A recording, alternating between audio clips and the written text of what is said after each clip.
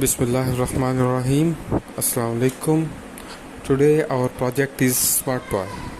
A buoy is a floating device that can have many purposes.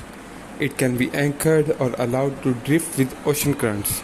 It is used to guide or warn marines, to mark position of submerged objects, measures a whole range of weather variables such as wave height, wave energy, swell period, direction, wind speed and direction, air and water temperature, and barometric pressure. So, the coast is a dynamic area at the mercy of waves. Rising area, rising sea levels, nibble at beaches, and powerful extreme events like hurricanes completely decimate them, destroy them. To understand how to save them, we need to understand the forces driving their change. Research is expensive, but if we could create cheap, effective instruments, we would be able to generate more data, ultimately improving understanding. This was the thinking behind our Smart Buoy project. Now comes the instruments and equipment required. For a complete Smart Buoy, we need a lot of stuff. We will have to break down to specific materials required for each stage of build, but here's the general list. First of all, we need an Arduino Uno or Nano, whichever you are comfortable with. Both are Arduino's microcontrollers. Then we need a power supply to give continuous power to all the sensors and microcontrollers to work properly. After that, we use a GPS module, an ESP32 cam, a GY68 or BMP 180, a water temperature sensor DS18 B20, RTC 3231, MPU 6050, a DST11, an ACS 712 current sensor, a water sensor, a U-shaped IR encoder. And so we got this idea from a YouTube channel and their website, as they made a Smart Buoy project for Grenada, a small island in South Caribbean. There are many projects all across the world like Clever Buoy and other buoys, but they kept it as affordable as possible for small governments or for local use or for like projects for as we are doing in our semester. Now we will crack all the equipments and sensors used. First of all, it was Arduino board. The Arduino Nano or Uno or Mega is an open source microcontroller board based on the microchip ATmega 328P, and it is developed by Arduino.cc. This company, there are many other controllers, but we use Arduino's controller. The board is equipped with a set of digital and analog input-output pins that may be interfaced to various expansion boards and other circuits. Arduino uses Arduino IDE for its programming and interfacing with other sensors. The Arduino Uno has a number of facilities for communicating with a computer, other Arduino or other microcontrollers. The ATmega 328 provides UART TTL 5V serial communication, which is available on digital pin 0, that is RX receiving pin, and 1 TX transmission pin. An ATmega 16U2 on both channels. This serial communication over USB and appears as a virtual COM port to software on the computer.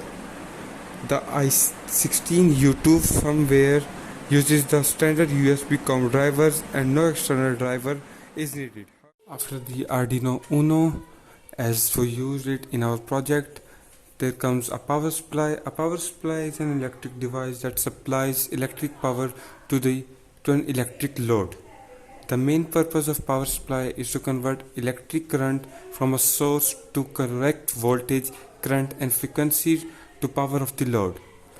So we use a LiPo battery and to give voltage and to provide power to the sensors and our project, and we used solar panels to charge the LiPo battery. But in our project we don't use that because here we are only interfacing all these sensors with Arduino Uno. Then comes our first sensor, a GPS module. GPS modules contain tiny processors and antennas that directly receive data sent by satellites through dedicated radio frequencies. From there, it will receive timestamps from each visible satellite along with other pieces of data. A GPS module is usually a small board on which a GPS sensor is mounted with additional components. A GPS receiver is a device which includes data display and other components such as memory for data storage in addition to a GPS module. A GPS sensor are receivers with antennas that use satellite-based navigation system with a network of 24 satellites in orbit around the Earth that provide position, velocity and timing information. The GPS receiver gets a signal from each GPS satellite.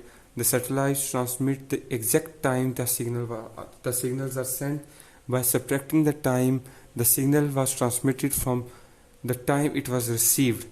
The GPS can tell how far it is from each of the satellite, and by configuring the distance between the satellites it can give its current location in longitude and latitude. So it has the pins configuration. One of the pins is VCC, the 5 volts input. The second one is ground. Then there comes RX and TX pins that are configured with Arduino Uno. After the GPS module, there comes an ESP camera module. The ESP32 cam is a small size, low power consumption camera module based on ESP32 microcontroller. It comes with an OV2640 camera and provides an onboard TF card slot. The ESP32 cam can be widely used in intelligent IoT applications such as wireless video monitoring, Wi-Fi image upload, QR identification. The ESP32 cam is a full-featured microcontroller that has an integrated video camera, micro SD card socket.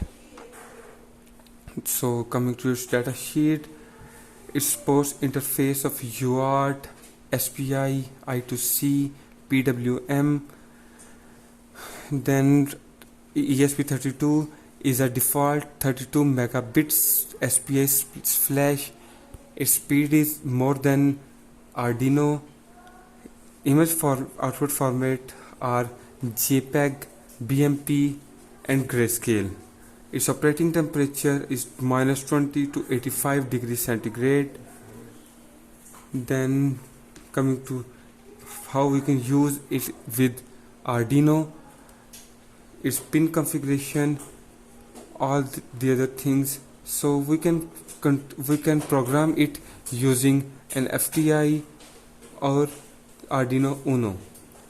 We use Arduino Uno, so we take its TXD to the TXD is an input output pin. We use its TXD to the TX pin of Arduino. We use its RX to the RX pin of Arduino. We grounded the GPIO0 pin with the Arduino in the ESP. Then we give voltage 5 volts. We take ground pin to the ground pin of Arduino. We connected the ground pin of Arduino with the reset pin of Arduino.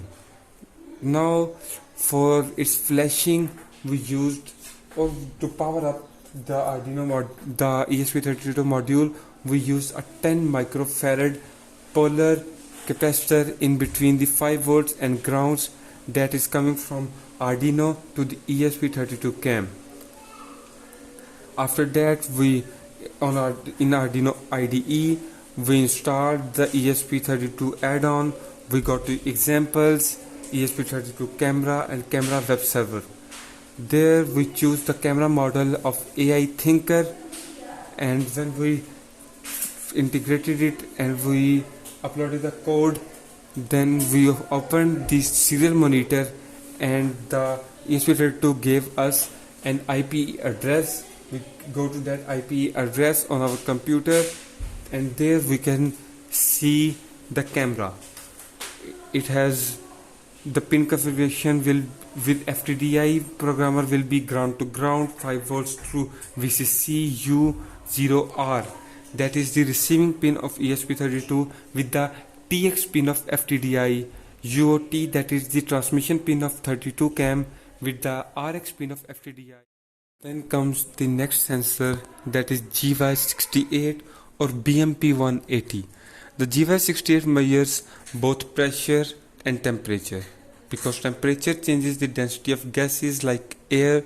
At higher temperature, air is not as dense and heavy, so it applies less pressure on the sensor.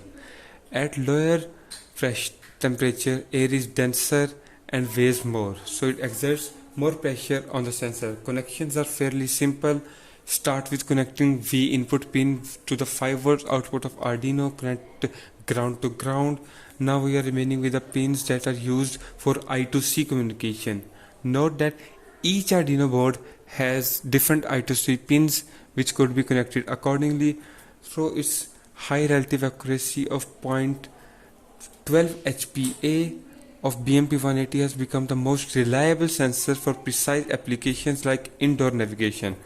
The small size helps a lot, as it's very small in size. Now coming to how the BMP180 barometric pressure works. A BMP180 is a piezoresistive sensor that detects pressure. Piezoresistive sensors are made of a semiconducting material, usually silicone, that changes resistance when a mechanical force like atmospheric pressure is applied. The BMP180 pressure measures both pressure and temperature. As we discussed earlier, that temperature rises, the air is dense and heavy, all that. The BMP180 outputs an uncompressed temperature UT value and uncompressed pressure UP value.